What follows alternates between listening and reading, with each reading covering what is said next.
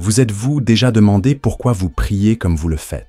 Vous êtes-vous déjà demandé si les mots que vous répétez sont vraiment de votre choix, ou s'il s'agit simplement de phrases héritées des générations passées, enseignées par des membres de votre famille, des maîtres spirituels, ou la tradition de votre communauté de naissance? Votre façon de vous adresser au divin, que ce soit silencieusement ou à voix haute, est-elle le fruit d'un choix conscient ou simplement la répétition de rituels transmis comme un manuel tout fait, sans possibilité de remise en question? La plupart d'entre nous ne réalisent pas que nous avons appris à prier de la même manière que nous avons appris à parler, à manger, à nous habiller ou à saluer. Une habitude culturelle qui devient si naturelle qu'elle est rarement remise en question. La prière, en ce sens, ne commence pas comme une expérience libre, mais comme un modèle hérité, transmis avec la même force qu'un nom de famille ou une langue maternelle, et tant de personnes vivent toute leur vie sans se demander si ce qu'elles disent dans la prière correspond vraiment à ce qu'elles ressentent au plus profond d'elles-mêmes. En observant attentivement cette pratique, on se rend compte qu'elle naît généralement dès l'enfance, à des moments clés de notre quotidien, avant le coucher, avant les repas, face aux difficultés ou à la peur. C'est dans ce contexte que les enfants apprennent qu'il existe quelqu'un à qui demander protection, remercier pour la nourriture et implorer de l'aide lorsqu'ils ressentent de la douleur ou de la peur. Au fil du temps, cette relation prend forme comme un échange. Je demande et j'attends de recevoir. Je remercie et j'attends d'être considéré. Je confesse et j'attends d'être pardonné. Cette forme de prière crée un lien avec le sacré qui s'apparente à une relation commerciale, presque comme si le divin était une autorité extérieure négociant des faveurs en échange de notre obéissance ou de notre dévotion. Cette prise de conscience, aussi réconfortante soit-elle parfois, porte aussi en elle une graine de fragilité.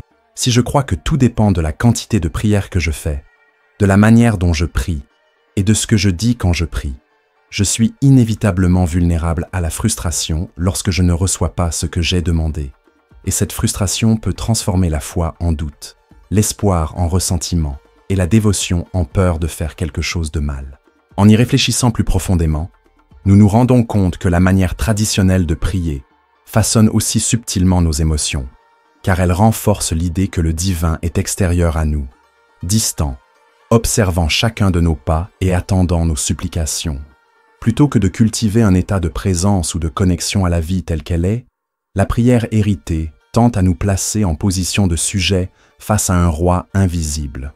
Cela ne signifie pas, bien sûr, que toute prière traditionnelle est vaine ou qu'elle n'apporte pas de réconfort, mais plutôt qu'elle est souvent pratiquée mécaniquement, sans que l'on se demande si les mots prononcés viennent vraiment de l'intérieur ou s'ils ne sont que l'écho de voix anciennes qui se répètent sans cesse. N'est-il pas curieux de penser que la plupart des gens se souviennent plus clairement de prières préécrites et mémorisées dans l'enfance que de paroles spontanées venues du cœur à des moments uniques? Cela montre à quel point la tradition prime sur l'expérience personnelle. À ce stade, il est important de reconnaître que le pouvoir de la tradition n'est pas seulement religieux, mais aussi psychologique et social. Grandir dans un environnement où chacun prie d'une certaine manière procure un sentiment d'appartenance lorsque l'on répète les mêmes gestes et les mêmes mots. La prière cesse alors d'être un simple dialogue intime avec le divin pour devenir un rituel d'appartenance, une façon d'affirmer « Je fais partie de ce peuple, de cette communauté, de cette foi ». Si cela procure un sentiment d'identité et de sécurité, cela limite aussi la liberté de se demander si c'est vraiment la manière la plus authentique de se relier au mystère de l'existence. Combien de personnes, sentant leur foi vaciller, continuent de répéter des prières apprises par cœur, simplement pour rester au sein de la communauté, même lorsque ces mots ne résonnent plus en elles. C'est l'une des plus grandes prisons spirituelles. Conserver une habitude non pas parce qu'elle a du sens, mais parce que la rompre signifierait perdre un lien social ou décevoir ceux qu'on aime. Un autre aspect important de cette habitude héritée est la façon dont elle conditionne notre perception du sacré, du temps et de l'espace. Nombreux sont ceux qui apprennent qu'il existe un lieu propice à la prière, un moment propice, un rituel spécifique, que ce soit à l'église, au temple, à la mosquée, devant un autel familial ou avant un repas.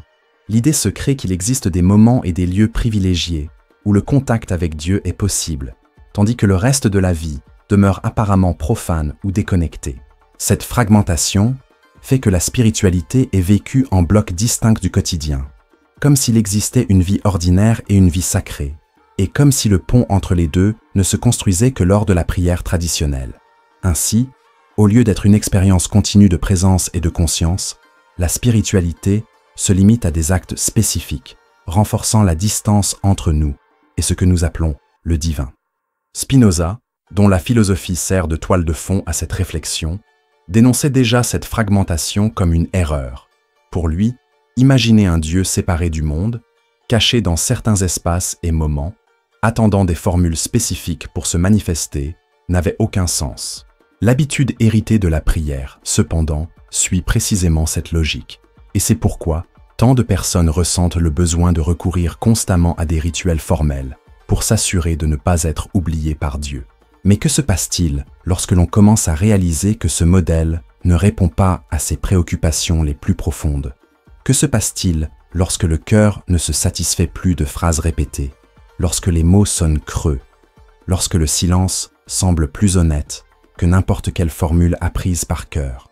À ce moment-là, une crise surgit, et toute crise spirituelle est aussi une opportunité de transformation.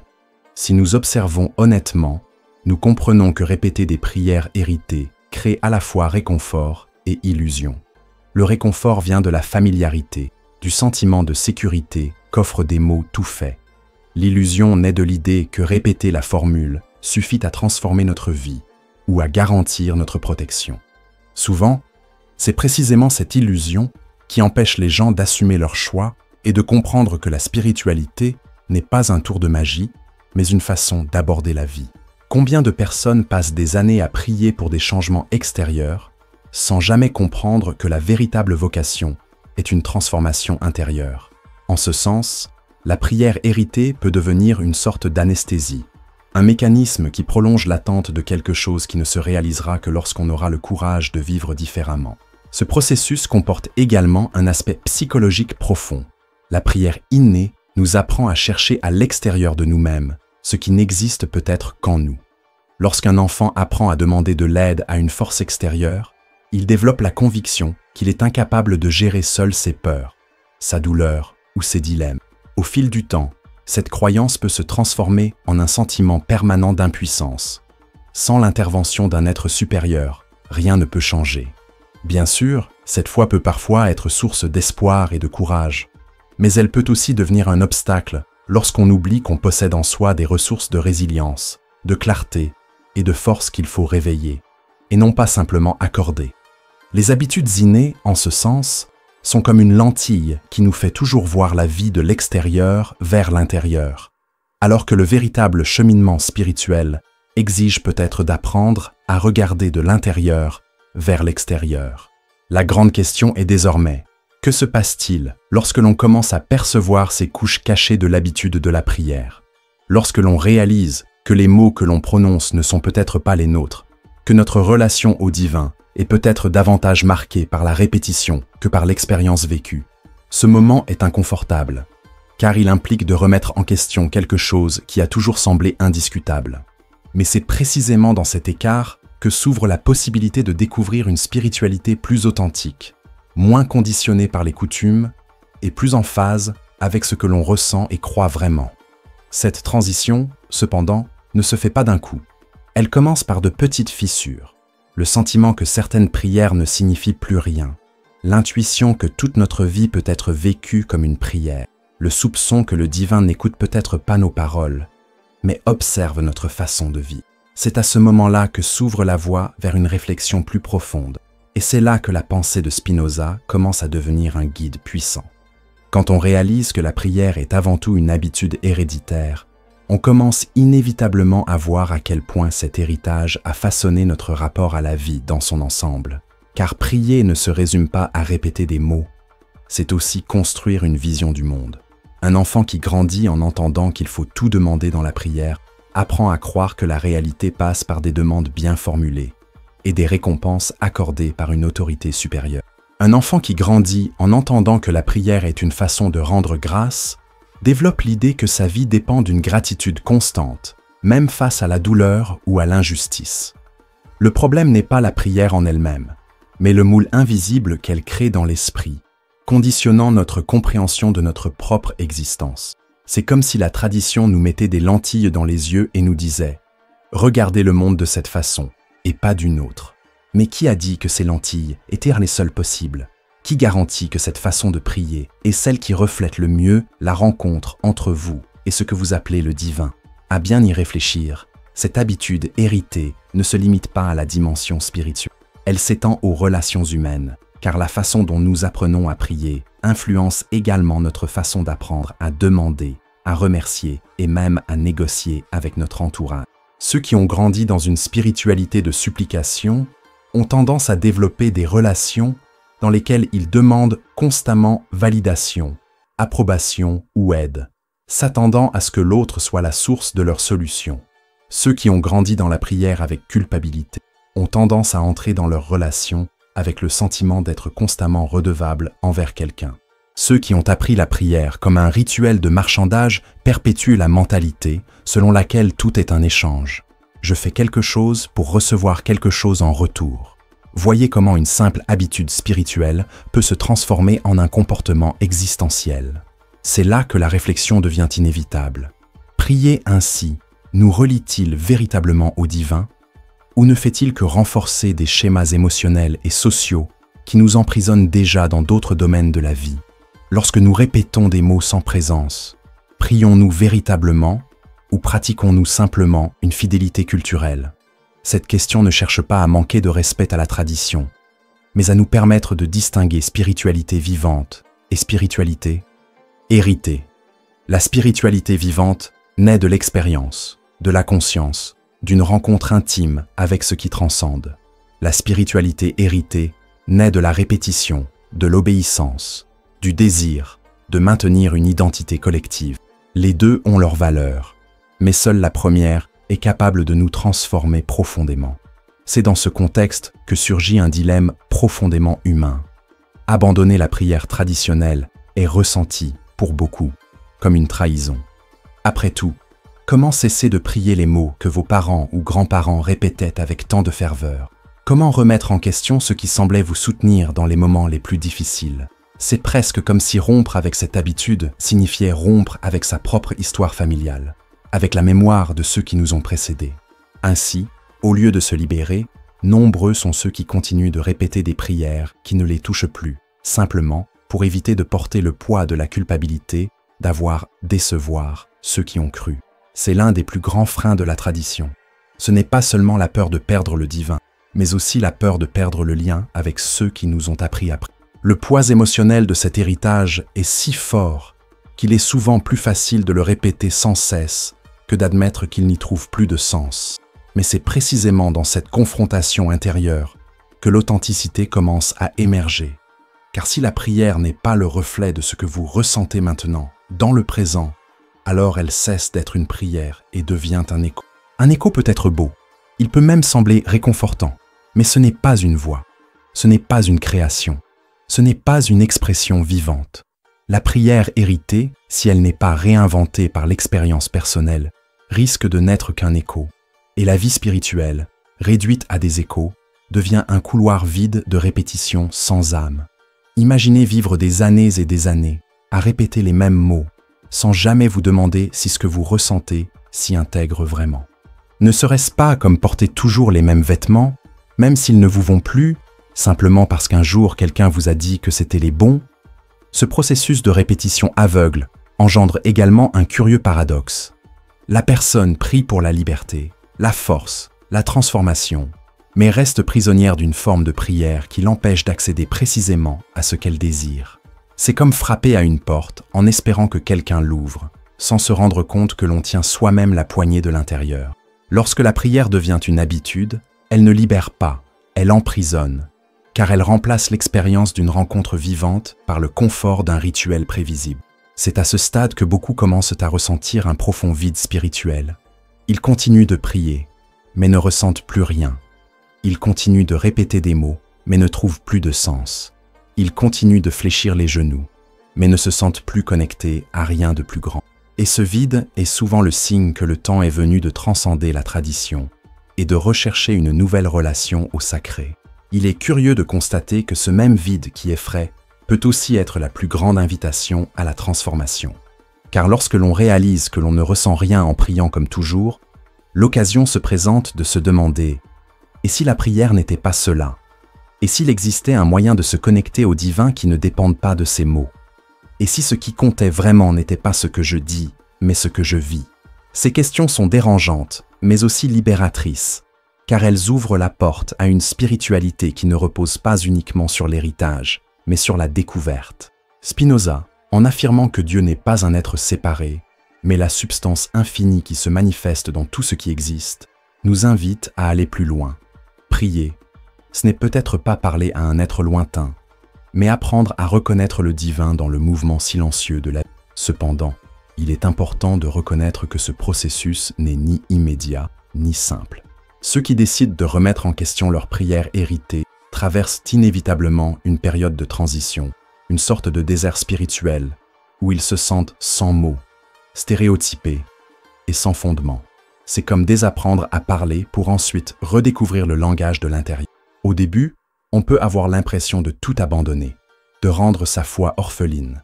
Mais en réalité, on laisse mourir une ancienne façon de se rapporter au sacré pour qu'une nouvelle puisse naître. C'est comme changer de peau. L'ancienne vous a longtemps protégé, mais elle n'est plus utile, et ce n'est qu'en la quittant que l'on peut grandir. Ce processus exige également du courage, car il implique de se confronter non seulement aux traditions extérieures, mais aussi aux voies intérieures façonnées par des années de répétition. Combien de fois vous êtes-vous senti coupable à la seule idée d'abandonner une prière traditionnelle? Cette culpabilité reflète la force de l'héritage. Mais, paradoxalement, la véritable spiritualité ne naît pas de la culpabilité, mais de la conscience. Tant que la prière n'est répétée que par peur ou par obligation, elle n'est pas une rencontre, mais simplement une performance. Et ce que la philosophie de Spinoza nous montre, c'est que la vie spirituelle ne peut être une performance. Elle doit être vécue comme une expression de la réalité elle-même. La question la plus puissante que nous puissions nous poser à ce stade est peut-être, si je n'avais jamais appris de prière préécrite, si personne ne m'avait jamais enseigné de mots ou de formules, comment m'adresserais-je au divin? Que dirais-je silencieusement? Qu'est-ce qui jaillirait spontanément de mon cœur? Cet exercice d'imagination est révélateur, car il montre combien la tradition façonne non seulement le contenu, mais aussi la forme de notre spiritualité. En même temps, il nous donne l'occasion de réaliser que, peut-être, au fond, la prière la plus authentique est celle qui ne repose pas sur des mots, mais sur la présence, la conscience, un abandon silencieux à la vie qui palpite ici et maintenant. Et c'est précisément à ce point de transition, entre répétition héritée et découverte personnelle, que commence à émerger l'espace d'une spiritualité plus profonde. Une spiritualité qui ne requiert pas de formules apprises par cœur, mais trouve sa prière dans la vie elle-même. Une spiritualité qui ne repose pas sur la peur de décevoir le divin, mais sur la confiance que vivre en harmonie est, en soi, un acte de dévotion. Ce changement, cependant, ne se fait pas sans douleur, car abandonner une habitude aussi profondément ancrée revient à perdre une béquille qui semblait indispensable. Mais c'est aussi à ce moment-là que nous découvrons que nous sommes capables de marcher seuls, que nous avons en nous une force qui ne dépend pas uniquement de ce qui nous a été enseigné, mais qui naît de notre propre conscience. Mais est-il vraiment possible de rompre avec cette habitude héritée sans ressentir un profond vide, comme si l'on perdait quelque chose d'essentiel? Abandonner la manière traditionnelle de prier signifie-t-il renoncer à la spiritualité ou simplement lui donner un nouveau souffle? Cette question accompagne quiconque emprunte ce chemin de transition, car la prière héritée fonctionne presque comme un ancrage émotionnel. Elle est connue, familière, prévisible, et nous procure un sentiment de sécurité au milieu du chaos de la vie. Lorsqu'un imprévu survient, que la douleur frappe, que la peur nous paralyse, se tourner vers des mots que nous connaissons déjà, c'est comme tenir la main de quelqu'un en qui nous avons confiance. Rompre cette habitude peut donc être aussi douloureux que de lâcher la main de quelqu'un qui nous a guidés toute notre vie. Cependant, tout comme un enfant qui apprend à marcher doit un jour ou l'autre lâcher la main de ses parents, nous devons nous aussi, un jour ou l'autre, apprendre à cheminer spirituellement sans nous fier uniquement aux formules toutes faites dont nous avons hérité. Ce changement de perspective ne signifie pas abandonner la tradition, ni manquer de respect à la mémoire de ceux qui nous ont transmis la foi, mais plutôt honorer cet héritage plus profondément. Au lieu de répéter les mots mécaniquement, il faut les vivre avec authenticité, car le véritable héritage spirituel n'est pas la lettre de la prière, mais l'esprit qu'elle véhicule. Et l'esprit de la prière n'est autre que la recherche d'une connexion, d'un sens, d'une relation vivante avec ce qui nous transcende. Lorsque nous percevons cela, nous abandonnons l'illusion que la spiritualité se résume à répéter des mots exactement, et nous commençons à comprendre que l'essentiel est d'entretenir la flamme de la rencontre, que ce soit dans des paroles nouvelles, dans le silence ou dans des gestes concrets. À ce moment-là, la tradition cesse d'être une prison et devient un point de départ, quelque chose qui nous a lancés sur le chemin, mais qui ne peut définir l'ensemble du parcours. Il est intéressant de noter que ce mouvement de transition se produit, non seulement au niveau individuel, mais aussi au niveau collectif. Au fil de l'histoire, de nombreuses sociétés ont modifié leur forme de prière, abandonnant d'anciens rituels, pour en créer d'autres plus en phase avec leur nouvelle compréhension du monde. Les formes héritées se transforment, les mots se renouvellent, mais la quête demeure. Cela montre que la spiritualité n'est pas statique, elle est vivante, dynamique, en constante réinvention. En effet, lorsqu'on ne considère que les habitudes héritées, on a l'impression qu'elles sont immuables, comme si elles constituaient le seul moyen légitime de se connecter au divin. Pourtant, il suffit d'observer la diversité des pratiques spirituelles à travers le monde pour comprendre qu'il n'existe pas une seule manière correcte. Ce qui existe, c'est le besoin humain d'exprimer sa relation au mystère de l'existence, et ce besoin peut prendre une infinité de formes. En ce sens, la prière héritée peut être considérée comme une sorte de langue maternelle spirituelle. Tout comme nous apprenons notre langue maternelle sans effort, en absorbant les sons, les mots et les structures transmis par la famille et la culture, nous apprenons également la langue de la prière au sein de notre environnement. Mais, tout comme dans la vie nous apprenons de nouvelles langues, de nouvelles formes de communication, de même, dans la spiritualité, nous pouvons apprendre de nouvelles langues de prière. Le problème est que nous nous accrochons souvent si étroitement à notre langue maternelle que nous nous croyons incapables de nous exprimer dans une autre langue. Cet attachement nous limite, car il nous conduit à réduire l'infinité du sacré à une seule forme de langage. C'est là qu'intervient le courage de lâcher prise, le courage de dire que je peux peut-être découvrir une autre façon de parler au divin, peut-être même une façon qui se passe de mots. Ce détachement, cependant, s'accompagne souvent de peur. Peur de mal faire, peur d'être puni, peur que le silence soit interprété comme un abandon de la foi. Cette peur résulte directement de la façon dont la tradition façonne nos émotions dès le plus jeune âge, associant fidélité et répétition de rituels. Combien de fois avez-vous entendu des phrases comme « Qui ne prie pas s'éloigne de Dieu » ? Ce genre d'enseignement grave dans notre subconscient, l'idée que la pratique mécanique est plus importante que la conscience vivante. Ainsi, lorsqu'on tente de rompre avec la répétition, on a l'impression de s'éloigner, alors qu'en réalité, on se rapproche plus sincèrement de lui. C'est l'un des paradoxes les plus profonds de la spiritualité. Il faut perdre pour gagner, lâcher prise pour tenir, mourir pour renaître. Lorsque nous examinons courageusement l'habitude héritée de la prière, nous commençons à comprendre qu'il n'est pas nécessaire de l'abandonner complètement, mais plutôt de la redéfinir. Le problème n'est pas la pratique elle-même, mais le manque de conscience qui l'accompagne souvent. Prier avec des mots mémorisés peut être profondément significatif s'il est pratiqué avec présence, si chaque phrase est véritablement ressentie. Ce n'est pas la tradition qui rend la prière vide, mais le manque d'authenticité. Par conséquent, la véritable libération ne consiste pas nécessairement à rejeter tout ce que nous avons appris, mais à apprendre à discerner ce qui résonne en notre cœur et ce qui n'est plus qu'une simple répétition mécanique.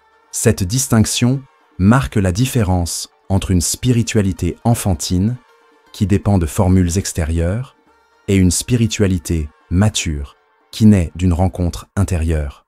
Et nous revenons ici à la question initiale. Vous êtes-vous déjà demandé pourquoi vous priez comme vous le faites ? Cette question, apparemment simple, est l'une des plus transformatrices que l'on puisse se poser. Car, en y répondant honnêtement, vous découvrirez peut-être que vous n'avez jamais vraiment choisi votre façon de vous adresser au divin. Découvrir cela peut être inconfortable, mais aussi profondément libérateur. Cela signifie que vous avez devant vous la possibilité de choisir, de réinventer, de créer une prière qui vous soit véritablement propre.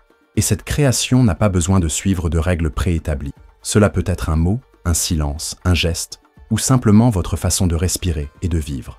L'essentiel est que, dans cet acte, il y ait authenticité, conscience et présence. Quand on prend conscience de cela, on commence à comprendre que la prière héritée n'était qu'un début, une première tentative d'exprimer quelque chose qui, au fond, ne peut être exprimé par des mots. La tradition nous a donné un point de départ, mais elle ne peut définir le chemin tout entier. La véritable rencontre avec le sacré ne se produit que lorsque la prière cesse d'être une habitude inconsciente pour devenir une expression vivante de notre existence. Et c'est alors que l'on découvre que la prière ne consiste pas à demander, à répéter ou à négocier.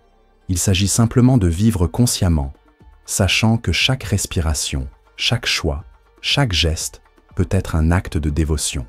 Lorsque cette compréhension commence à s'épanouir, la prière cesse d'être une pratique ponctuelle et devient notre mode de vie. Et c'est peut-être là le plus grand secret caché derrière les habitudes héritées.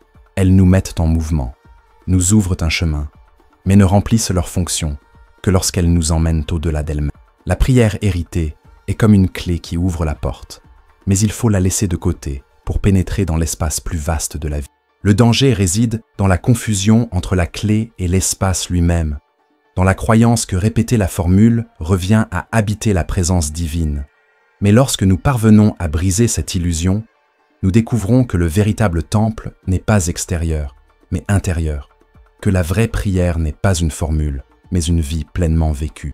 Que se passe-t-il en nous lorsque, pour la première fois, nous osons regarder la prière traditionnelle et nous demander si elle a vraiment du sens?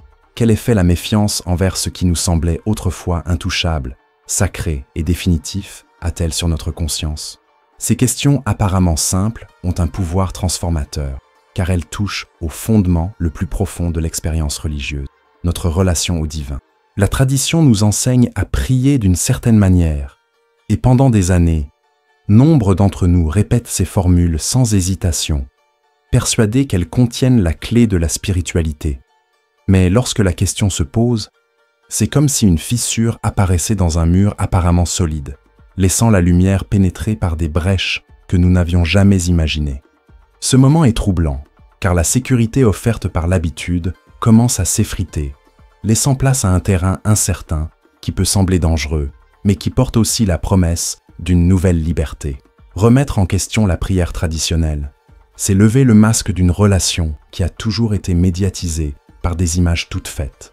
Si jusqu'à présent, le divin était perçu comme un roi distant, un juge attentif ou un père sévère qu'il fallait convaincre par nos paroles, ce questionnement nous amène à nous demander « Et si ce n'était pas la seule façon de le comprendre? Et si Dieu n'était pas là, à attendre nos supplications, mais là, au cœur même de la réalité? Et si la prière n'était pas un dialogue avec une personne extérieure, mais une manière d'être en harmonie avec l'ensemble qui nous entoure? » Ces questions, qui semblent menacer la foi, ouvrent en réalité la voie à une spiritualité plus mature, car elles nous obligent à dépasser la répétition et à rechercher un sens vivant, présent et ancré dans l'expérience. Spinoza fut l'une des voix les plus radicales sur ce chemin de questionnement. Issu d'une tradition rigide et exclu de celle-ci pour avoir osé penser différemment, il nous a laissé en héritage une vision révolutionnaire. Dieu n'est pas un être anthropomorphe doté d'une volonté propre, distribuant récompenses et châtiments selon nos prières ou notre comportement, mais la substance infinie de la réalité, l'ordre éternel de la nature. Cette vision rompt avec l'image d'un Dieu qui intervient et nous oblige à repenser complètement la prière. Si Dieu n'est pas un être à part, qui écoute et décide, quel sens y a-t-il à lui demander des faveurs? L'impact de cette réflexion est profond.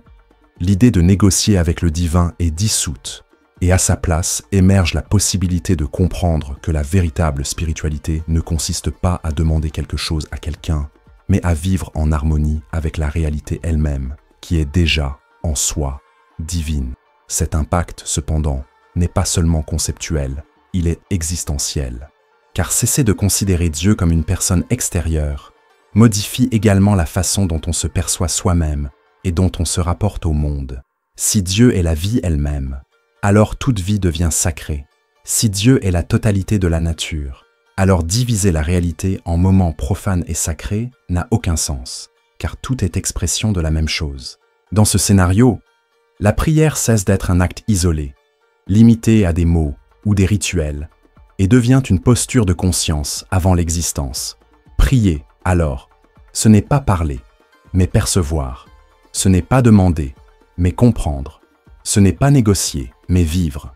Ce changement de perspective est si radical que beaucoup, confrontés à lui, craignent d'abandonner leur foi, alors qu'en réalité, ils se libèrent simplement des illusions que la tradition a construites au fil des siècles. Il est inévitable que ce processus engendre un malaise. La tradition nous offre un terrain solide, même s'il est fait de répétitions et de dogmes. Et lorsque le questionnement philosophique commence à éroder ce terrain, nous avons l'impression de marcher dans le vide. C'est comme si toutes nos certitudes nous étaient soudainement arrachées et que nous étions contraints de traverser un désert à la recherche de nouvelles sources. Ce désert spirituel est douloureux, car nous ne pouvons plus compter sur ce qui nous réconfortait autrefois, mais il est aussi fertile, car il nous oblige à construire une spiritualité qui nous soit véritablement propre, et non pas simplement héritée. Nombreux sont ceux qui abandonnent à mi-chemin, retournant à d'anciennes formules par peur du vide. D'autres persistent et découvrent que le vide est, en réalité, un espace de gestation, où naît une foi plus libre et plus authentique.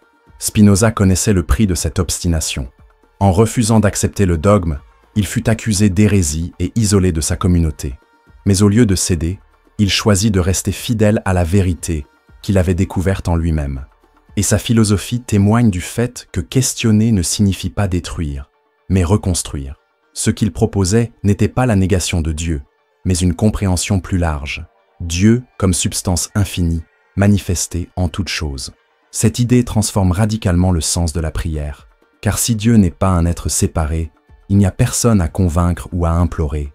Il n'y a que la vie, la réalité, le tout, devant lequel nous pouvons ouvrir les yeux avec révérence. Dans ce contexte, prier n'est pas parler, mais s'aligner sur l'ordre de la nature, en comprenant que le véritable sacré n'est pas ce que nous demandons, mais ce qui existe déjà et avec lequel nous devons apprendre à vivre en harmonie. L'impact de ce questionnement philosophique se manifeste également sur le plan émotionnel.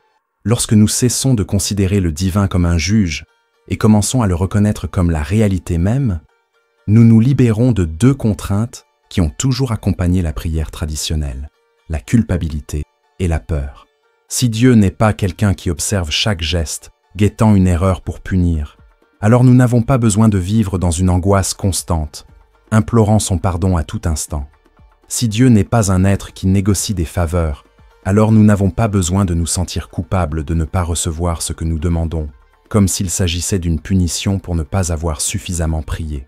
Dans cette nouvelle perspective, la culpabilité se dissout et laisse place à la responsabilité. Nous ne sommes pas punis par des forces extérieures, mais subissons les conséquences naturelles de nos choix. Et la peur se transforme en lucidité. Nous n'avons pas besoin de vivre dans la terreur du jugement divin, mais pouvons apprendre à vivre en harmonie avec l'ordre de la vie. Ce type de libération a un impact profond sur notre façon de vivre. Car une foi fondée sur la peur et la culpabilité engendre la dépendance, tandis qu'une foi fondée sur la compréhension engendre la liberté. L'impact du questionnement philosophique est précisément celui-ci. Transformer la spiritualité d'un espace de soumission en un espace de liberté. La prière, dans ce nouveau contexte, n'est pas un acte d'inclinaison devant une puissance extérieure, mais un acte d'alignement intérieur avec la réalité. Cela exige une plus grande maturité, car il n'y a plus d'excuses pour tout remettre entre les mains de Dieu et attendre son intervention. Il faut accueillir la vie telle qu'elle est, avec ses peines et ses joies, et y trouver le sacré. Mais c'est précisément cette maturité qui approfondit la spiritualité. Bien sûr, ce chemin n'est pas simple. La tradition est ancrée non seulement dans nos esprits, mais aussi dans nos émotions, dans notre culture, dans nos souvenirs les plus intimes. La remettre en question, c'est souvent se sentir seul, car nous n'avons pas toujours personne avec qui partager nos doutes. C'est comme trahir quelque chose de sacré. Mais la grande ironie est qu'en osant remettre en question, nous ne trahissons pas le sacré, mais l'honorons, car nous recherchons une véritable rencontre, et non pas seulement la répétition de formules. Spinoza lui-même disait que la compréhension est la forme suprême de la dévotion. Cela signifie que, pour lui, utiliser la raison pour explorer la réalité ne signifie pas s'éloigner de Dieu, mais s'en rapprocher. L'impact de la recherche philosophique peut donc se résumer à un passage de l'obéissance à la liberté, de la peur à la compréhension, de la répétition à l'authenticité. Ce changement ne détruit pas la spiritualité, mais la renouvelle. Si nous avons autrefois prié pour une intervention, nous pouvons désormais prier en vivant en harmonie. Si nous avons autrefois imploré des faveurs, nous pouvons désormais contempler l'ordre de la vie. Si nous avons autrefois craint le châtiment, nous pouvons désormais assumer nos responsabilités. Ce changement n'est pas seulement intellectuel, il est transformateur à tous les niveaux. Il modifie notre relation au divin, à nous-mêmes et aux autres. Et peut-être la question qui demeure finalement est-elle la suivante. Qu'est-ce qui est le plus fidèle au divin? Répéter des mots sans conscience? Ou avoir le courage de questionner en quête d'une vérité plus profonde? Le questionnement philosophique nous montre que la véritable prière ne se trouve pas dans des formules, mais dans notre façon de vivre. Se questionner en ce sens ne signifie pas perdre la foi, mais la laisser mûrir. Et l'impact de ce processus est si grand qu'il nous ouvre à un nouvel horizon, où la spiritualité cesse d'être une prison pour devenir liberté, cesse d'être une supplication pour devenir vie. Que se passe-t-il quand on cesse de demander? Que reste-t-il de la prière quand on décide de ne plus la considérer comme une liste de souhaits, une supplication adressée à une puissance invisible qui décidera si elle répondra ou non à nos attentes? Cette question est source d'un certain malaise, car on a souvent appris à associer la prière à l'acte de demander, comme s'il était impossible de les dissocier. Si ce n'est pas pour demander, à quoi bon prier? Cette question ouvre pourtant un espace précieux de réflexion. La prière ne trouve-t-elle son véritable sens que lorsqu'elle cesse d'être une supplication? Peut-être que demander sans cesse n'est qu'une forme initiale et infantile de spiritualité, et que la maturité n'apparaît que lorsque nous apprenons à nous relier au divin autrement. Pensez un instant au nombre de fois où vous vous êtes agenouillé ou avez fermé les yeux simplement pour demander quelque chose. La santé, la protection, le succès, le soulagement, le pardon, la solution à un problème. Combien de fois vos paroles ont-elles été guidées par le désir de changer une situation qui vous semblait insupportable ou d'obtenir ce que vous considériez comme indispensable au bonheur? Imaginez maintenant que, soudain, cette forme de prière disparaisse. Imaginez que vous décidiez de ne plus jamais rien demander à Dieu, à la vie, à l'univers, quel que soit le nom que vous donniez à ce plus grand mystère. Quel serait votre rapport à la spiritualité? Ne serait-il pas étrange de réaliser que, sans supplication, vous ne sauriez peut-être même plus quoi dire? Ce silence, qui peut paraître vide au premier abord, est précisément l'espace où une nouvelle forme de prière commence à émerger, plus profonde et plus transformatrice. Lorsque la prière cesse d'être une supplication, elle perd sa connotation de négociation. Ce vieux modèle du « je demande et j'attends de recevoir » est remplacé par quelque chose qui n'est pas une transaction, mais une rencontre. Et dans cette rencontre, ce ne sont pas les mots qui comptent, mais la conscience. Prier cesse d'être une demande pour devenir une présence. Prier cesse d'être un acte de mendicité spirituelle pour devenir un acte de reconnaissance. Reconnaître le divin en toute chose, y compris en soi-même. Ce changement peut paraître subtil, mais ses effets sont radicaux, car il transforme complètement notre façon de vivre. Au lieu de gaspiller notre énergie à demander ce que nous n'avons pas, nous commençons à apprendre à voir ce qui existe déjà. Au lieu de lutter contre la réalité, nous essayons de la comprendre. Au lieu d'implorer protection, nous découvrons que vivre en pleine conscience est déjà la meilleure forme de protection. Spinoza l'a clairement vu, si Dieu est l'ordre même de la nature, alors demander que les choses soient différentes est, fondamentalement, une erreur. Car aucun être extérieur ne peut modifier les lois de la réalité pour nous plaire. Ce qui existe, c'est la vie telle qu'elle est, et il nous appartient d'apprendre à la comprendre, à vivre en harmonie avec son ordre. En ce sens, la supplication est dénuée de sens, car elle naît de l'illusion de pouvoir convaincre la réalité de changer de cours. En cessant de demander, nous ouvrons un espace pour accepter, comprendre, nous transformer, au lieu d'attendre que le monde se transforme pour nous. Tel est le véritable impact d'une prière qui abandonne la supplication. Elle nous restitue la responsabilité de vivre, au lieu de confier nos souffrances et nos espoirs à une puissance extérieure. Mais ce processus ne se fait pas sans un certain deuil, car demander a toujours été réconfortant. J'éprouvais un soulagement à croire que quelqu'un, là-haut, m'écoutait, que mes paroles avaient du poids, que l'univers était attentif à mon drame personnel. Lorsque cette habitude disparaît, un sentiment de vide demeure, comme si la prière avait perdu son sens. Beaucoup pensent même que, sans demander, prier n'a plus de sens. Mais ce n'est que le point de vue de ceux qui sont encore prisonniers de l'ancien modèle. Petit à petit, ce silence apparemment vide se révèle plein. Plein de présence, plein d'attention, plein d'une nouvelle forme de spiritualité qui ne repose plus sur la supplication, mais sur la conscience. C'est dans cet espace que la prière se transforme en contemplation. Contempler, ce n'est pas demander. Contempler, c'est voir. C'est ouvrir les yeux à ce qui existe déjà et se laisser toucher par lui. Lorsque la prière cesse d'être une supplication, elle devient contemplative, et dans cet état, nous découvrons une beauté jusque-là cachée par la hâte de demander. Au lieu de gaspiller son énergie à demander la santé, on commence à contempler le miracle du corps qui respire, se renouvelle, se nourrit en silence chaque jour. Au lieu d'implorer protection, on commence à contempler la force silencieuse qui nous maintient en vie même face à l'incertitude. Au lieu de demander le bonheur, on commence à contempler les petits gestes, les rencontres, les expériences qui portent déjà en eux l'essence de la joie. Contempler, c'est réaliser que le divin n'est pas dans ce qui manque, mais dans ce qui est déjà.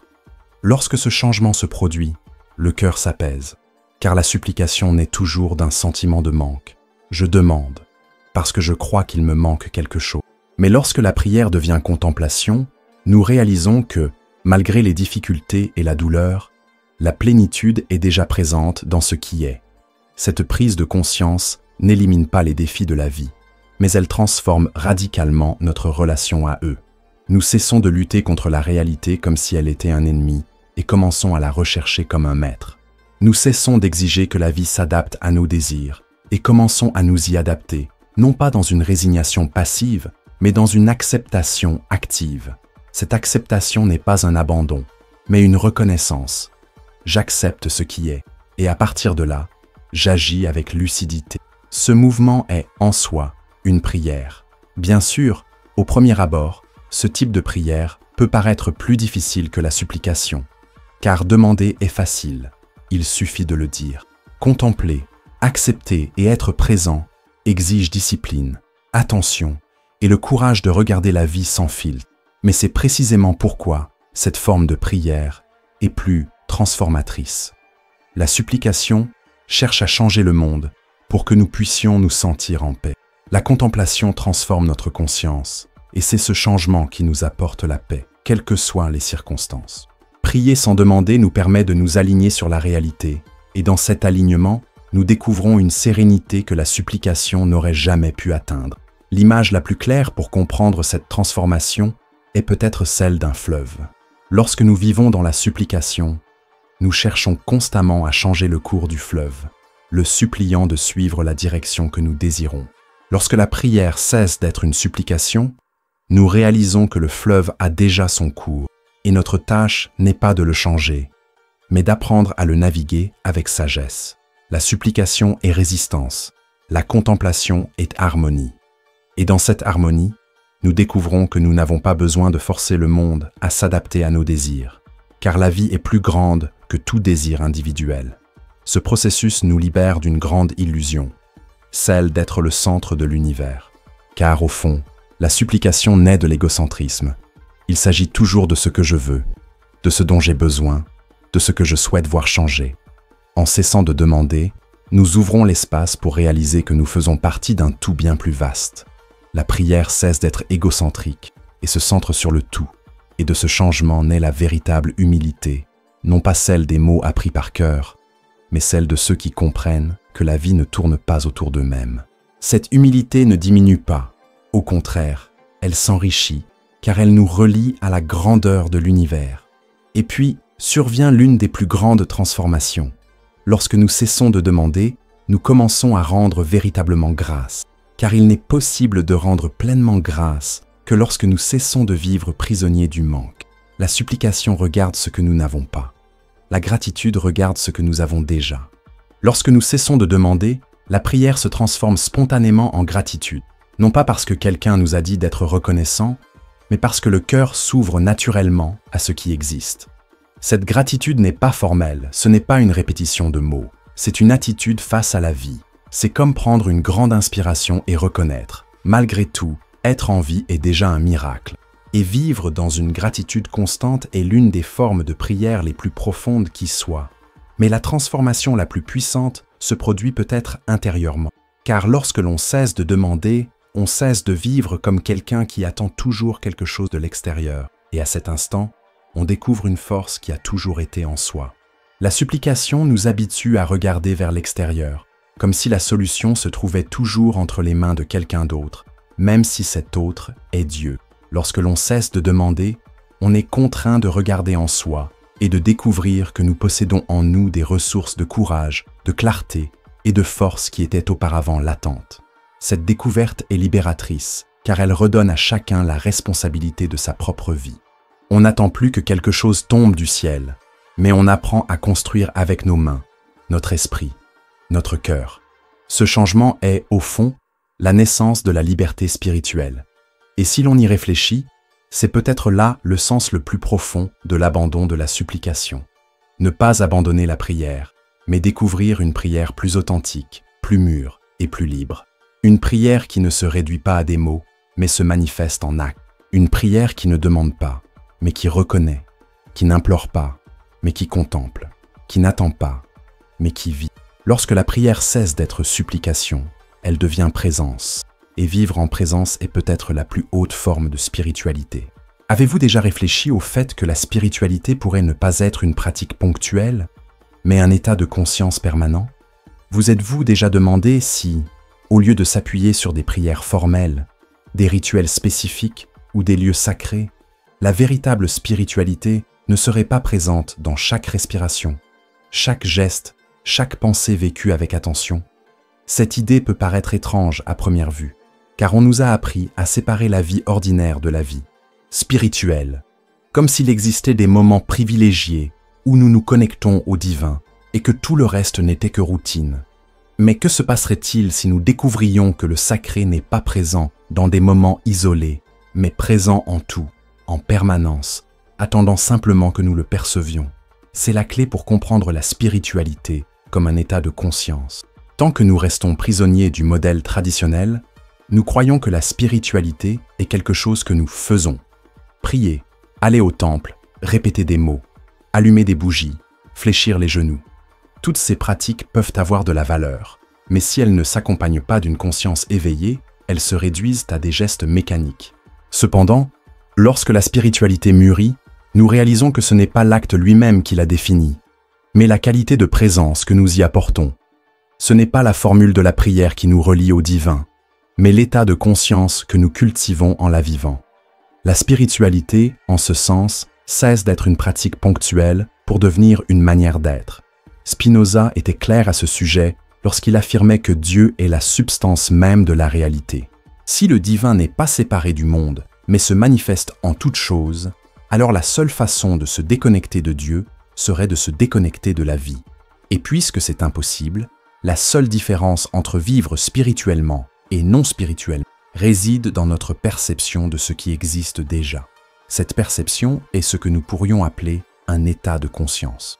Le problème est que la plupart d'entre nous vivons distraits, anesthésiés, courant d'un endroit à l'autre, prisonniers de soucis et de désirs, incapables de percevoir la dimension sacrée de notre propre existence. Ce n'est pas que Dieu soit absent, c'est que notre conscience est en sommeil.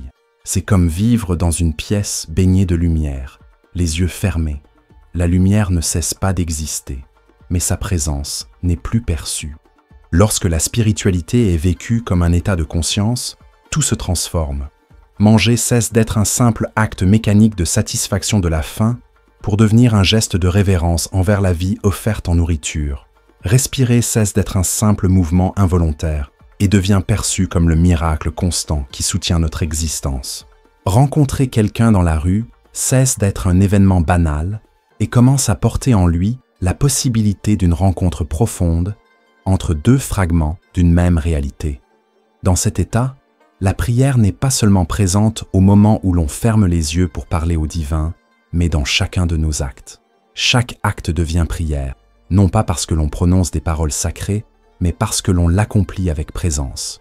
Ce changement de perspective est révolutionnaire, car il brise la distinction entre sacré et profane.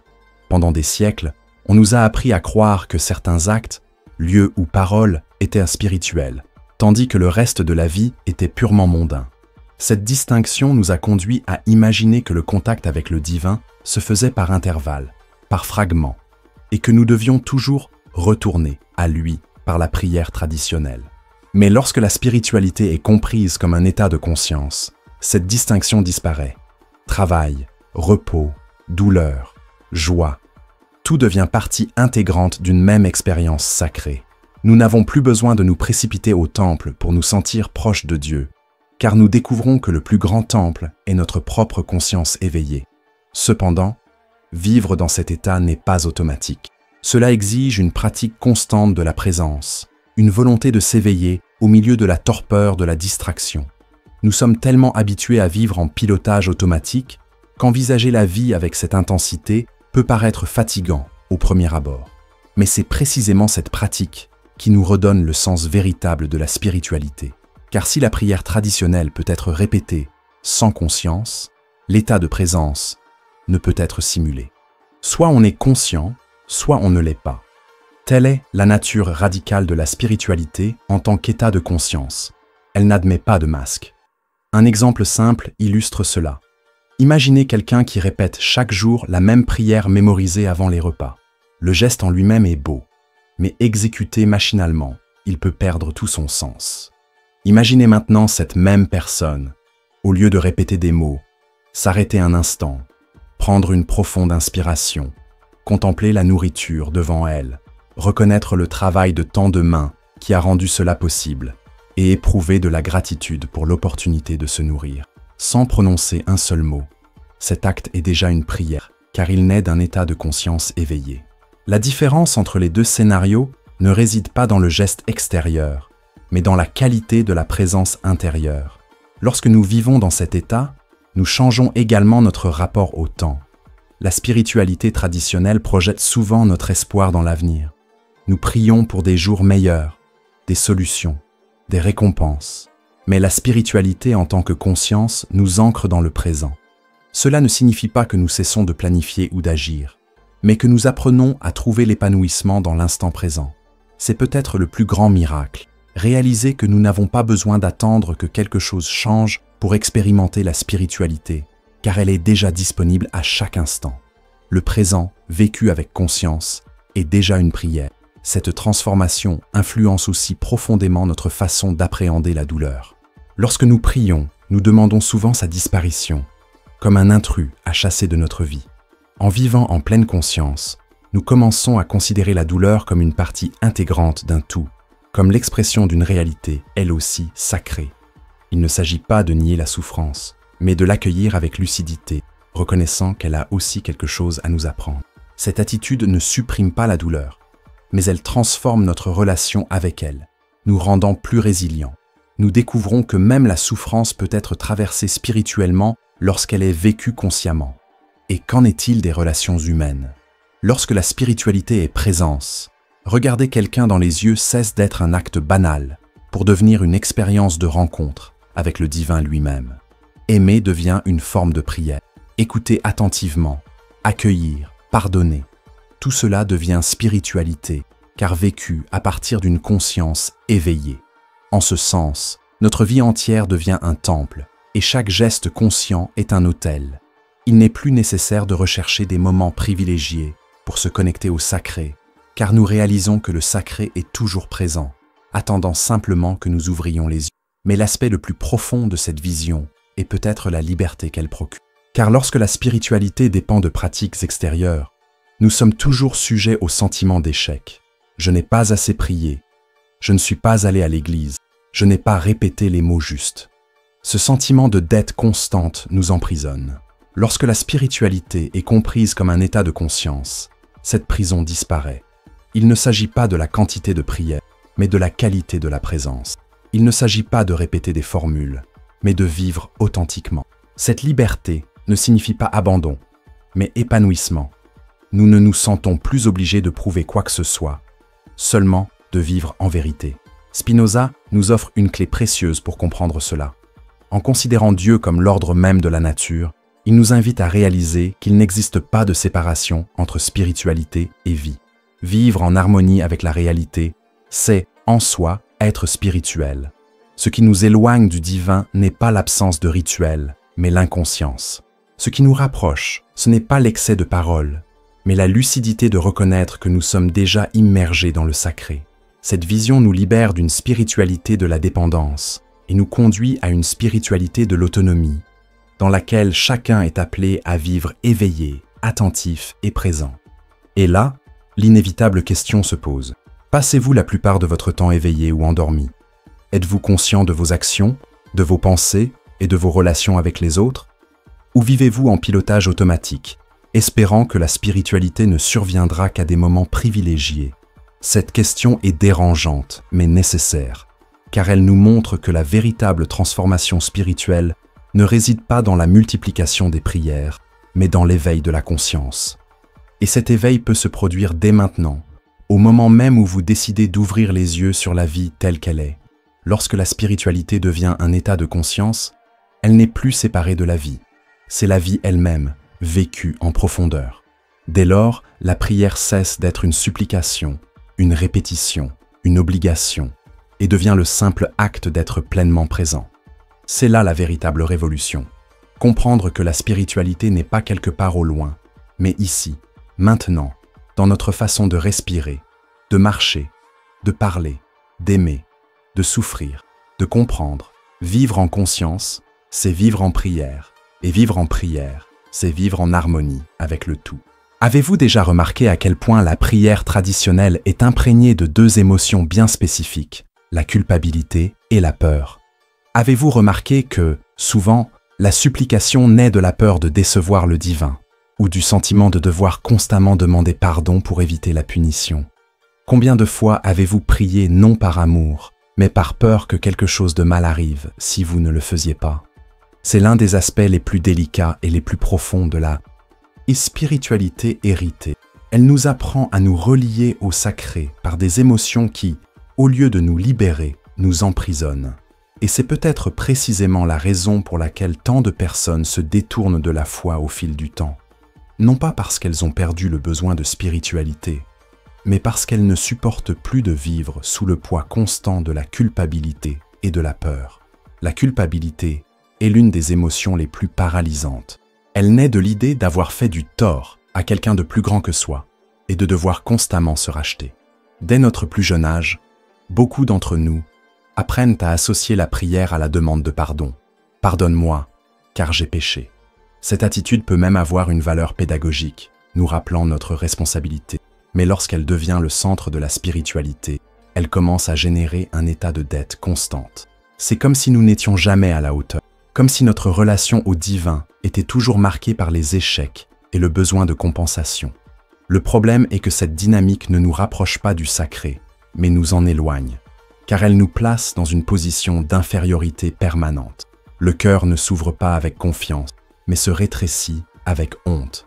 La peur, à son tour, est encore plus corrosive. Elle naît de la croyance que Dieu est un juge sévère, toujours prêt à punir le moindre faux pas.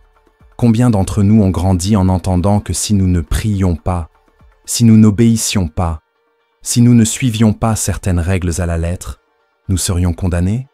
Cette peur engendre une spiritualité fondée sur une vigilance constante, l'anxiété face à l'erreur et la terreur de perdre notre salut. Et que se passe-t-il lorsque nous vivons ainsi? Nous commençons à percevoir le divin, non pas comme un espace d'accueil, mais comme une menace.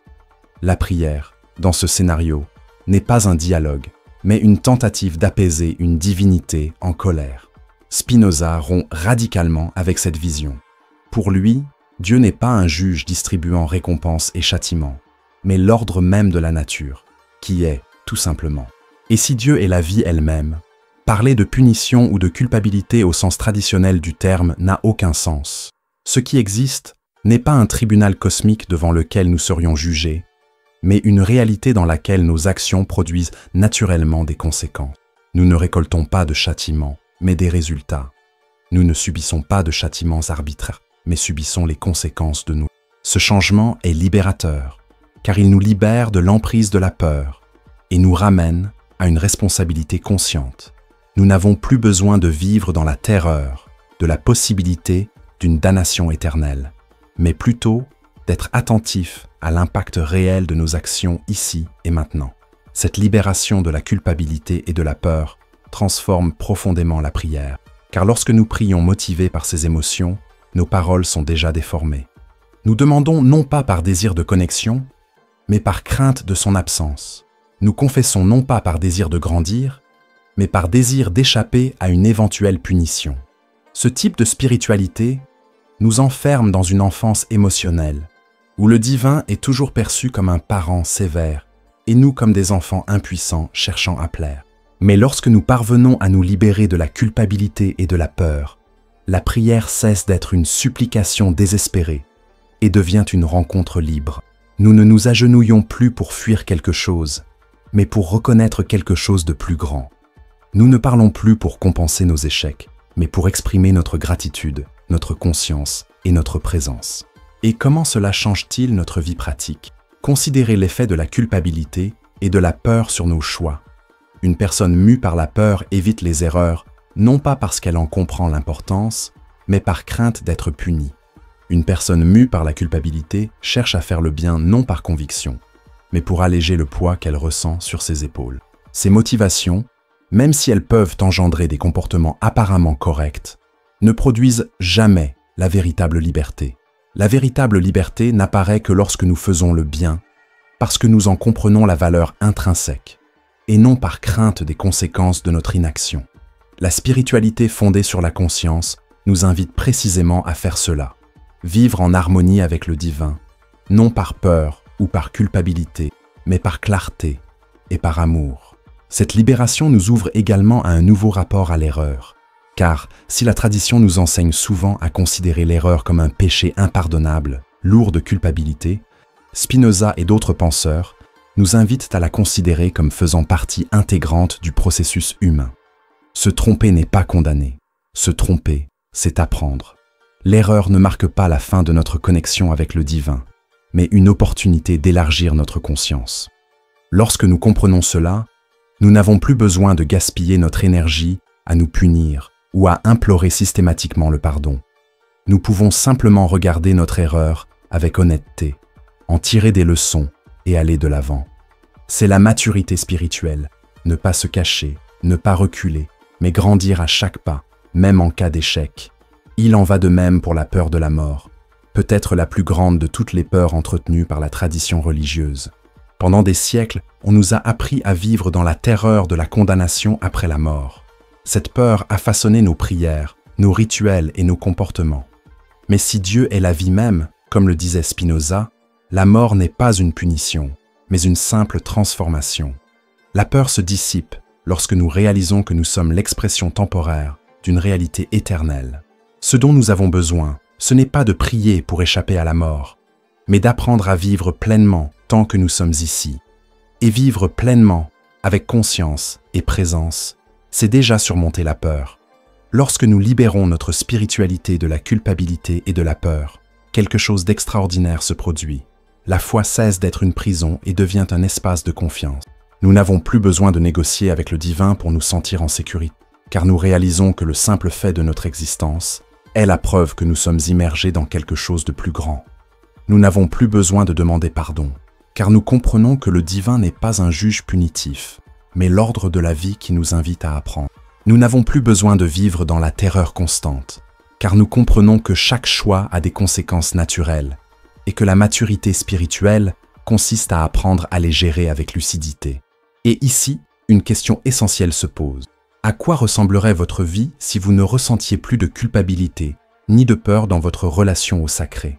À quoi ressemblerait la prière, non pas par peur du châtiment, mais par désir de reconnaître la beauté de la vie? À quoi ressemblerait la vie sans chercher à échapper au châtiment, mais en assumant la responsabilité de ses choix? Telle est la libération que nous offre la recherche philosophique. Et c'est cette libération qui transforme la spiritualité, prison émotionnelle, en espace d'authenticité et de liberté. Le plus intéressant est que, contrairement à ce que beaucoup pensent, cette liberté ne mène pas à l'irresponsabilité. Nombreux sont ceux qui craignent que, sans peur ni culpabilité, on devienne insouciant et vive de manière contraire à l'éthique. Mais la vérité est tout autre. Lorsque nous vivons par peur, nous n'obéissons que lorsque la menace semble réelle. Lorsque nous vivons par conscience, nous agissons correctement, car nous comprenons la valeur de ce que nous faisons. L'éthique née de la liberté est plus forte que celle née de la coercition. La spiritualité libre est plus mature que la spiritualité fondée sur la vigilance. L'amour est toujours plus puissant que la peur. Ainsi, se libérer de la culpabilité et de la peur n'est pas seulement un changement émotionnel, mais une révolution spirituelle. Cela transforme la prière en expression de confiance, la vie en espace de gratitude, et les erreurs en opportunités de croissance. Cela nous invite à ne plus vivre comme des sujets craintifs d'un roi invisible, mais comme des êtres conscients immergés dans la totalité de la vie.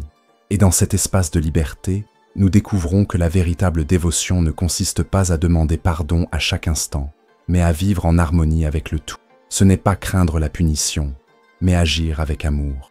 Ce n'est pas se cacher dans la honte, mais vivre la tête haute, sachant que chaque instant est une occasion d'être en harmonie avec le sacré.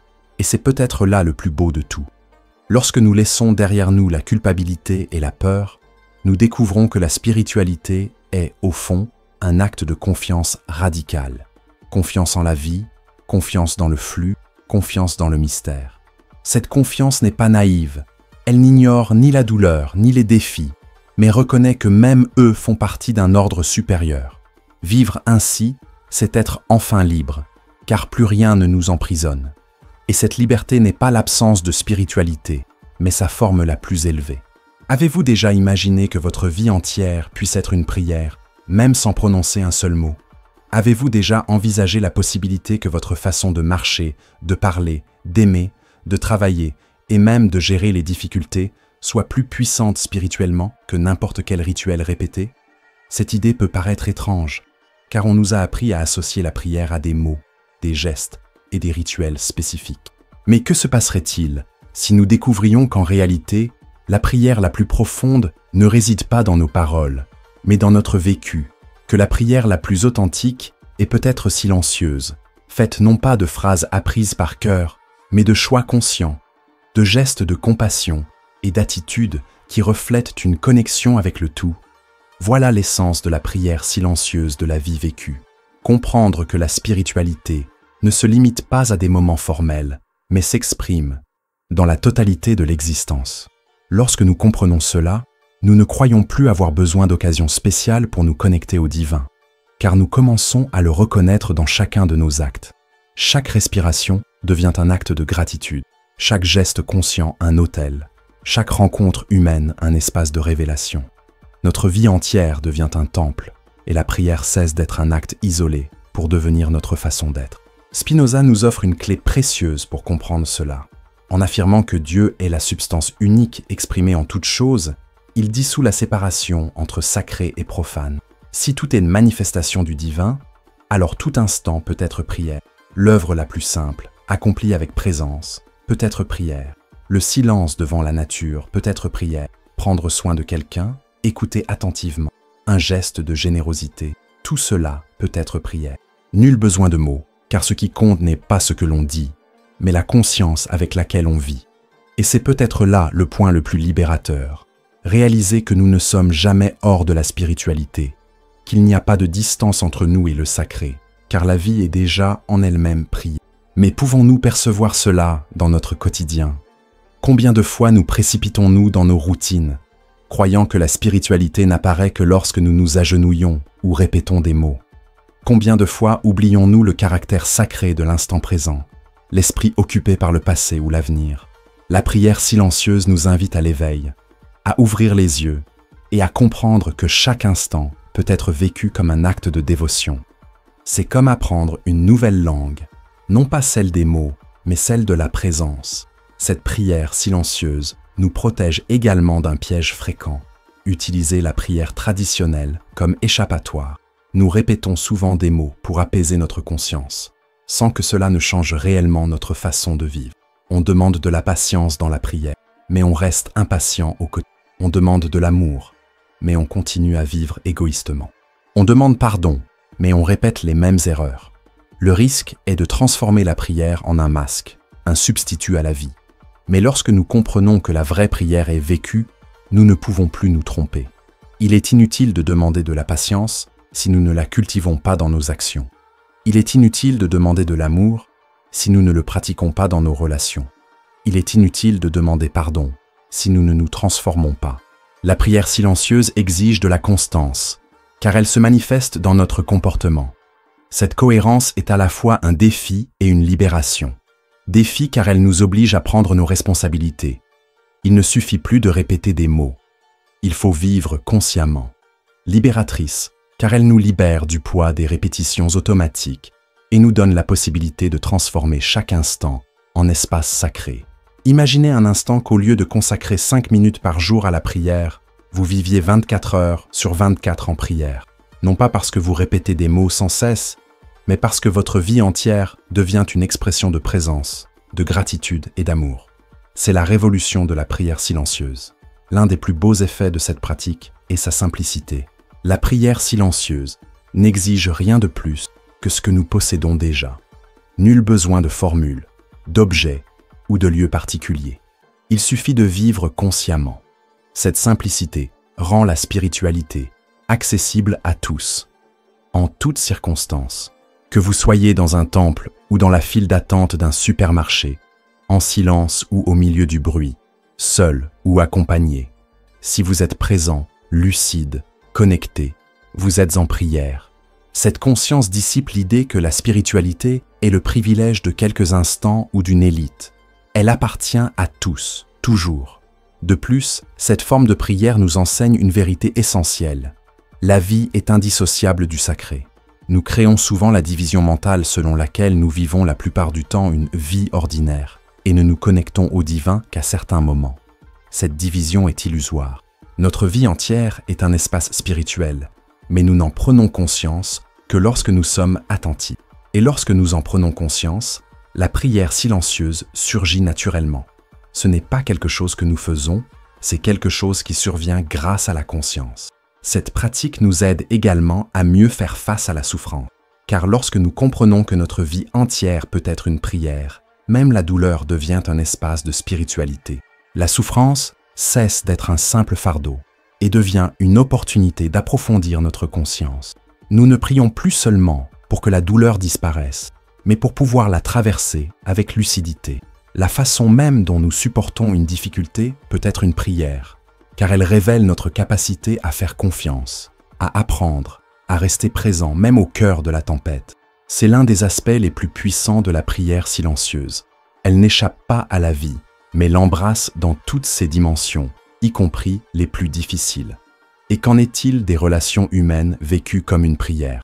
Regarder quelqu'un dans les yeux avec une attention sincère, sans jugement, peut être une prière.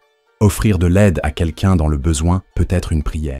Pardonner, comprendre et accueillir, tout cela est une prière lorsqu'il naît d'une conscience éveillée. La spiritualité cesse d'être une expérience isolée entre soi et le divin et devient quelque chose qui se manifeste dans chaque rencontre humaine. C'est comme si chaque relation devenait un autel et chaque geste d'amour une prière silencieuse. Ce changement nous fait comprendre que nous n'avons pas besoin de parler à Dieu uniquement en silence, car nous pouvons lui parler dans notre façon de traiter chaque personne que nous rencontrons.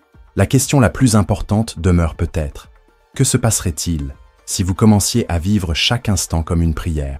Comment cela changerait-il votre façon de vous lever le matin, de travailler, d'interagir avec les autres, de gérer les difficultés? Cette question est puissante, car elle nous montre que la spiritualité n'est pas un ajout à la vie, mais la façon dont nous choisissons de la vie. La prière silencieuse de la vie vécue est, en fin de compte, une invitation à ne plus séparer le spirituel du quotidien. C'est reconnaître que vivre avec attention, gratitude et amour est, en soi, une prière. Et c'est à ce moment-là que nous réalisons que la prière silencieuse ne remplace pas la prière traditionnelle, mais la transcende. Les mots peuvent continuer d'exister, mais ils ne sont plus le centre. Le centre devient notre façon de vivre. Cette transformation n'élimine pas les pratiques, mais les redéfinit. La prière formelle cesse d'être une obligation et devient l'expression naturelle d'une vie déjà vécue dans la prière. Les mots deviennent des fleurs qui jaillissent d'un sol fertile et non des tentatives de combler un vide. La spiritualité cesse ainsi d'être fragmentaire et devient plénitude.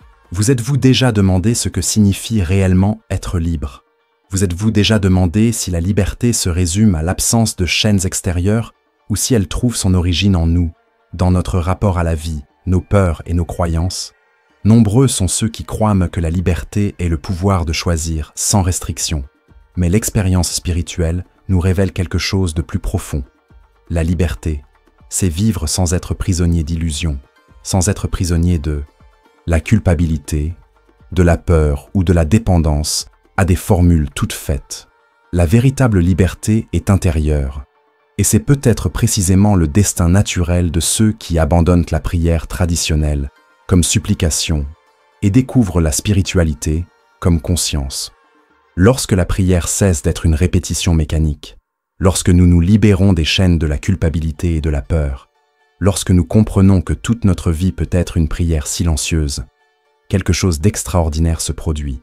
Nous ressentons un espace de légèreté en nous, comme si le poids de siècles d'héritage et d'obligations s'évanouissait soudainement.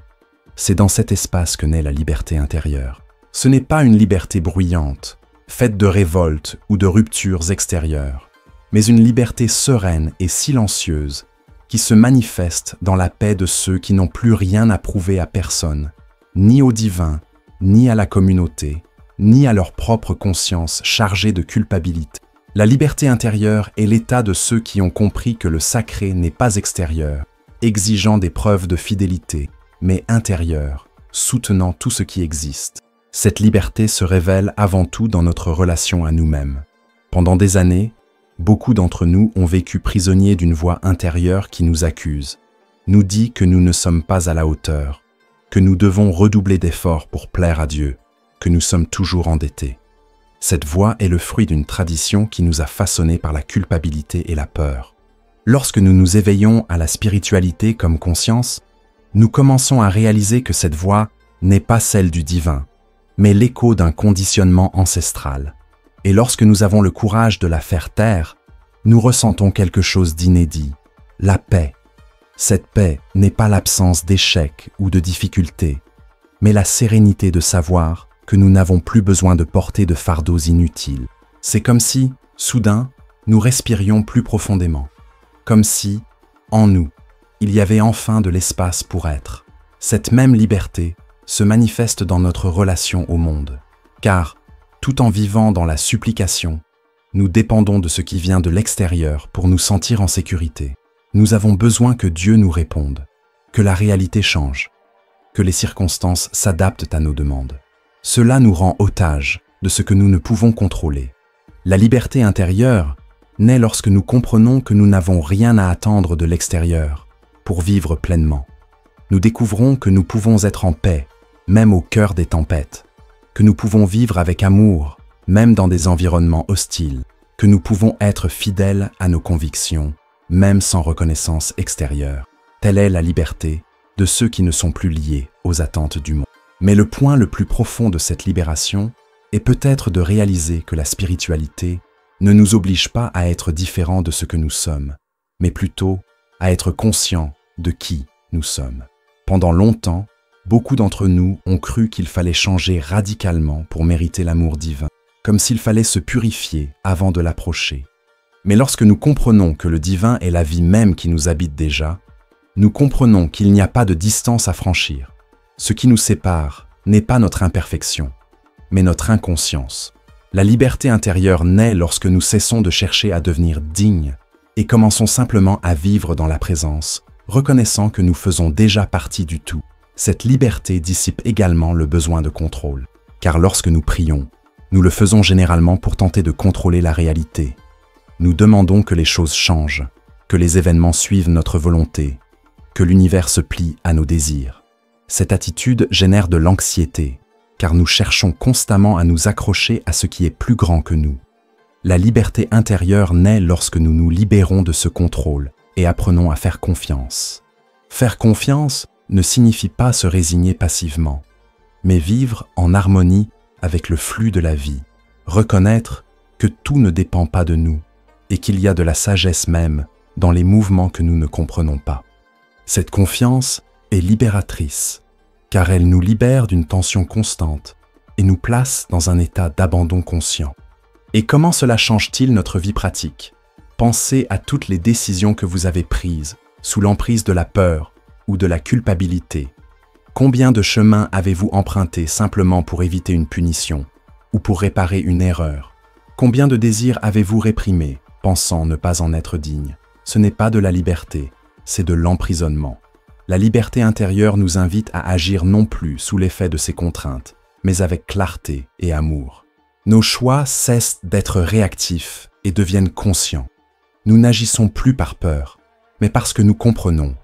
Nous n'agissons plus par culpabilité, mais parce que nous savons que ce n'est pas la bonne voie. Cette maturité change tout, car elle nous rend responsables sans être prisonniers. Et si l'on y réfléchit bien, c'est peut-être là précisément le sens le plus profond de la spiritualité. Nous conduire à cette liberté intérieure. Non pas la liberté de faire ce que nous voulons sans conséquence, mais la liberté de vivre en harmonie avec qui nous sommes vraiment, sans masque, sans peur, sans dette. Une liberté née de la conscience que le divin n'est pas extérieur, distribuant récompenses et punitions, mais intérieure, soutenant chaque instant de notre vie. Une liberté qui nous permet de vivre authentiquement, même lorsque le monde ne nous comprend pas. Cette liberté est aussi la clé de la joie, car lorsque nous vivons prisonniers de la culpabilité et de la peur, même la joie devient suspecte. Est-ce que je mérite d'être heureux? Ne me le retirerai-je pas en guise de punition? Mais lorsque nous nous libérons, la joie cesse d'être une concession et devient un état naturel. Nous découvrons que nous pouvons être joyeux, non pas parce que tout est parfait, mais parce que nous sommes présents. La liberté intérieure est la racine de la joie sereine, celle qui ne dépend pas des circonstances, mais qui naît du simple fait d'être en harmonie avec la vie. Et voici une question qui peut résonner en chacun de nous. Vivez-vous en liberté ou emprisonné par la culpabilité, la peur et des traditions qui n'ont plus de sens? Cette question peut être douloureuse, car elle nous oblige à reconnaître les prisons invisibles que nous portons encore. Mais c'est aussi une question libératrice, car elle nous montre que la clé de ces prisons a toujours été entre nos mains. Se libérer, ce n'est pas détruire la spiritualité, mais l'approfondir. Ce n'est pas abandonner la foi, mais la transformer en quelque chose de plus vivant. Ce n'est pas rompre avec le divin, mais enfin le reconnaître là où il a toujours été, en nous, dans le silence, dans la conscience. Et le plus beau, peut-être, est de réaliser que cette liberté ne nous éloigne pas de la prière, mais la transforme. Lorsque nous sommes libres, nous n'avons plus besoin de prier pour échapper à la peur, ni de répéter des mots pour apaiser la culpabilité. Notre prière devient naturelle, spontanée, faite de gratitude, de présence et d'amour, parfois silencieuse, parfois verbale, mais toujours authentique. Cette authenticité est la marque de la liberté spirituelle. Et à ce stade, nous réalisons que quitter la prière traditionnelle ne nous a pas conduits au vide, mais à la plénitude. Cessant de prier comme une supplication, ne nous a pas éloignés du sacré, mais nous en a rapprochés d'une manière plus authentique. Nous parvenons ainsi à une conclusion qui n'est pas un aboutissement, mais un point de départ. La véritable spiritualité n'est pas faite de formules, mais de conscience. Elle n'est pas faite de peur, mais de confiance. Elle n'est pas faite de culpabilité, mais de responsabilité. Et lorsque nous découvrons cela, nous trouvons la liberté intérieure, un espace serein et profond, où toute notre vie devient prière, et où le divin n'est plus quelque chose de lointain, mais l'essence même de notre être.